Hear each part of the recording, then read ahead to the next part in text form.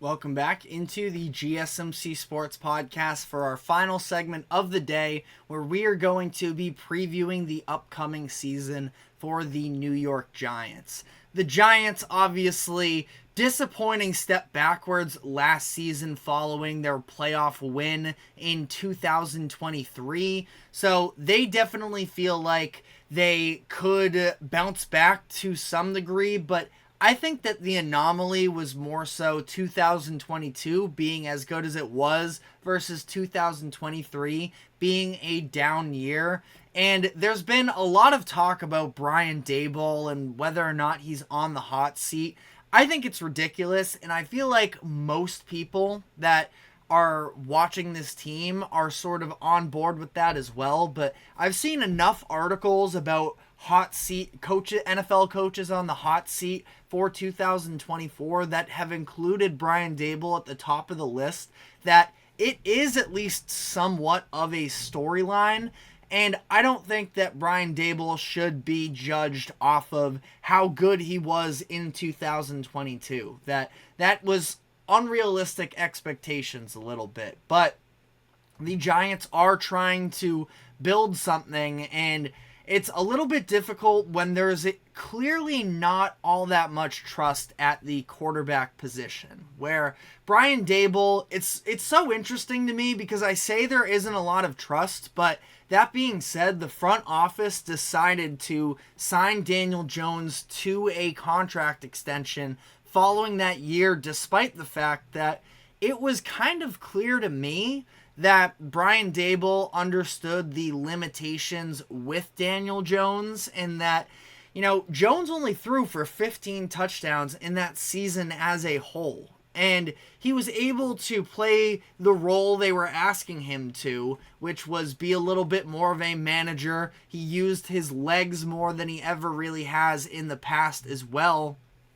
So I think that, Daniel Jones, I've never been a fan of his, but now to also say he's a bottom 5 quarterback in the NFL, I mean, to be honest, it's not, I guess it's really not that unrealistic, but I do think that there's some, thought at least that, at least for this season, the Giants' number one issue is not going to be Daniel Jones in that quarterback position. Now, it's still very much possible that if the Giants have a down year this season and they're sitting at the top of the draft next year, it's not a particularly strikingly strong quarterback class, at least, saying this in August. We still have a full season to go here, but it's definitely possible they make a change at the quarterback position, but it's not just all on Daniel Jones. You look at the talent on the roster, and it only gets worse considering the fact that Saquon Barkley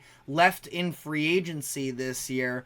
Yet again, a little bit of a situation where I didn't hate the Daniel Jones deal when it was done immediately at the time, considering I do believe that the Giants have an out in the contract after this season, which I can double check here quickly, but there is going to be a dead cap hit for them if they end up releasing him, but they have an out, and the $41 million cap hit, $58 million cap hit in 2026, I would probably bet that isn't going to be something that we see, that the Giants are going to make a move there and reset there a little bit. But to do that and let Saquon Barkley, who is just such a massive part of that offensive scheme, you got a healthy year from Barkley in 2022, and that's the reason why Daniel Jones was able to be a little bit more of a manager, was because the offense was built around Saquon Barkley and he was just so effective for them.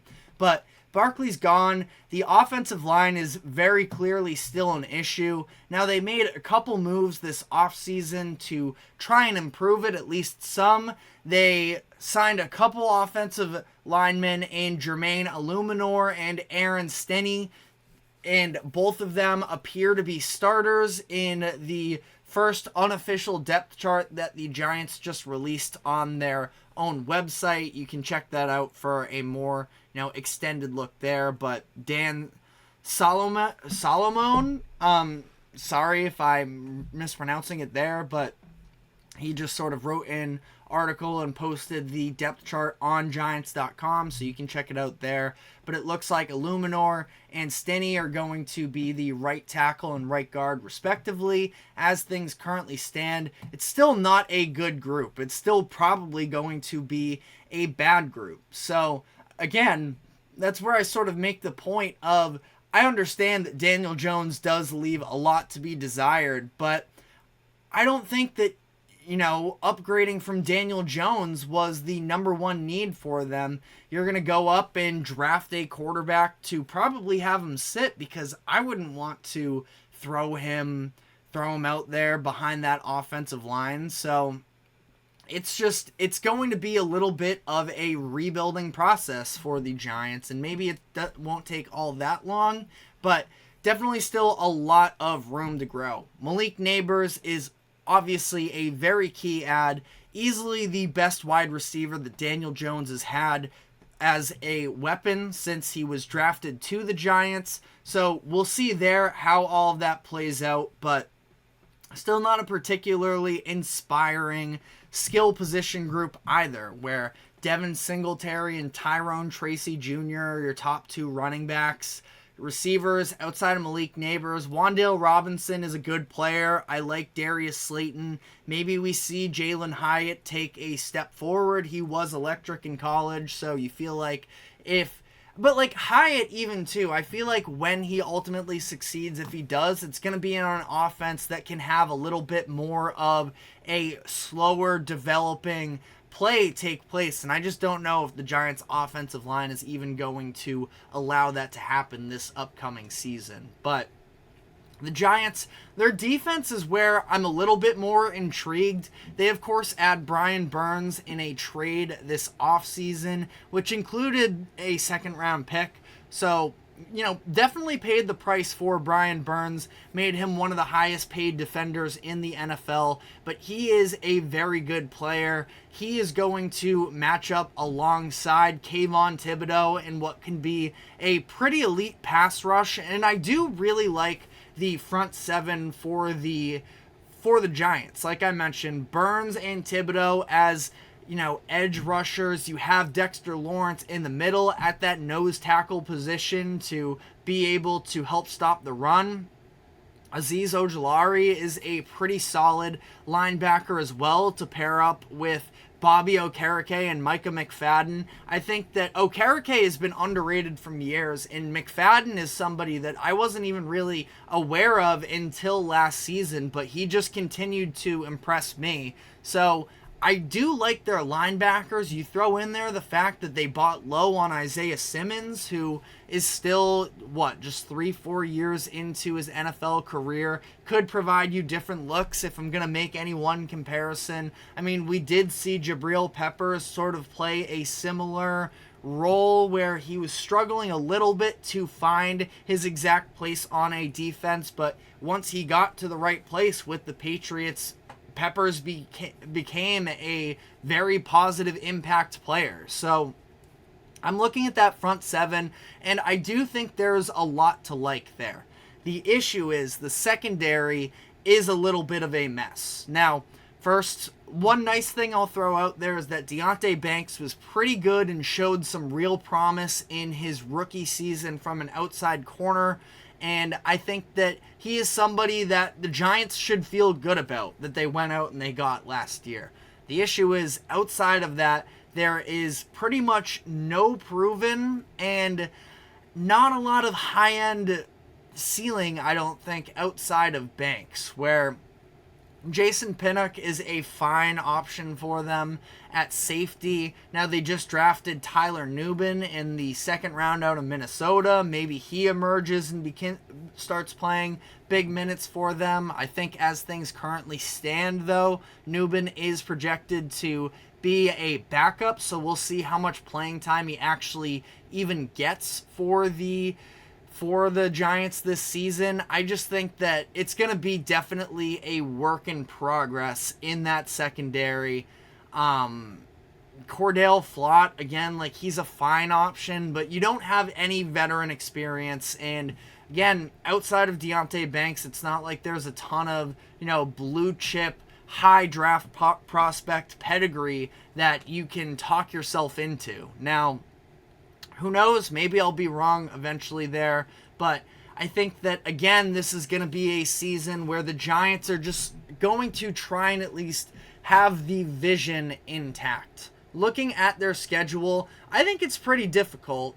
Sharp Football Analysis had them with the 22nd easiest, which would be something along the lines of 11th hardest, something like that. But I do think that there are a lot of difficult matchups for them, especially when you are looking at, I'd say probably especially that middle of the season stretch where you are on the road in Cleveland week 3, and I don't think that outside of a Commanders game and a Panthers game that there are all that many games that you can just guarantee for a win. Now, home games against the Vikings, Commanders, Panthers, you can definitely get a little bit more excited about. Maybe you throw Tampa Bay in that conversation as well, even though I think that they are a class above the Giants. And I do think that Brian Daboll is a good coach. So ultimately, I think that he's going to, as long as the team is healthy, and that's the thing, is last year when you're looking at, you come into the season with Daniel Jones,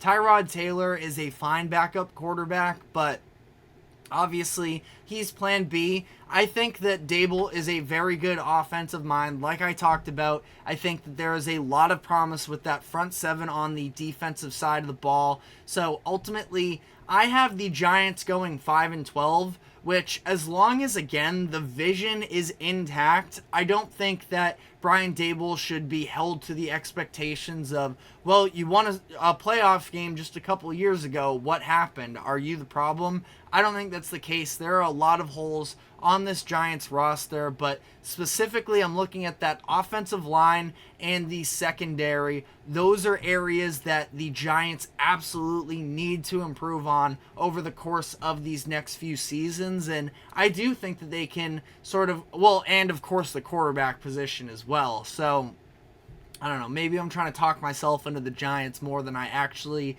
fully am ready to get into, but I think that between having Daboll and having some young players that you can get excited about, Giants maybe are looking at, a year or two from now, working their way back into playoff contention. I just hope that they don't jump the gun on trying to make a move with Brian Daboll because they are expecting more. I think that you have to evaluate the current situation of the roster and understand there are other things at play. But looking at how this compares to the rest of the NFL, Giants are going to be in contention for that number 1 overall pick next year, I think. I wouldn't probably project them to be there. Again, I think that they might actually, surprise a little bit and be not quite as bad as some of the most glaring holes of the roster may lead you to believe. But they are still not going to be a playoff team next year, and it's going to be a little bit until they work their way back into that conversation.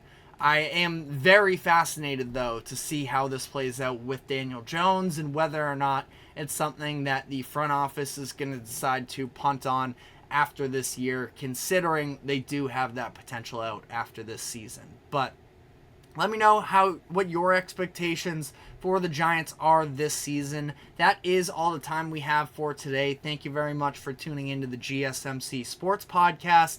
Thank you to the GSMC Sports Network for allowing us to host this show. Remember to like, follow, subscribe wherever you keep up with us. Be sure to check us out on social media as well for more exclusive short content. And we will be back tomorrow afternoon, same time as always, 2:00 p.m. Eastern. We will see you then. Take care.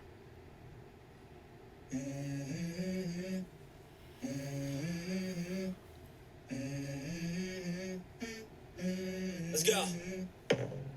I wake up to a little bit of drool on my pillow, feel like it's gonna be a bad day.